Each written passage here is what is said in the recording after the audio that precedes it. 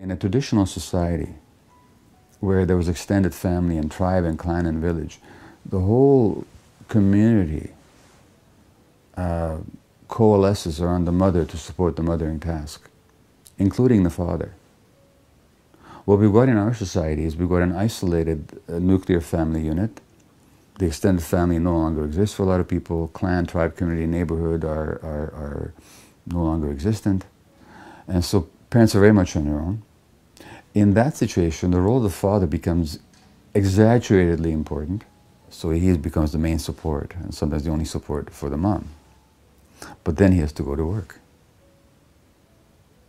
So the woman is very often isolated in a home with a baby, which is never meant to be the way babies were supposed to be parented.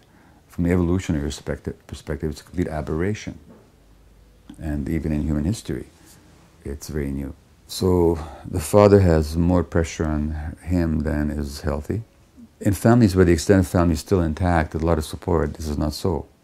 But for many people it is. And then there's another dynamic, which is that we tend to get married young and we're not quite mature yet. We have unmet and unresolved childhood needs. In our society, the men very often look upon the woman as a mother substitute and expect the woman to meet their needs, and women take that on culturally, or they're acculturated to do so.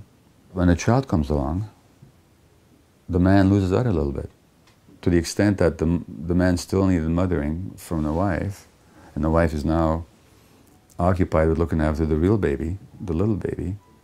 Some men may feel, unconsciously at least, deprived. Then they act out, and this is when I would see some men having affairs while their wives were looking after a baby.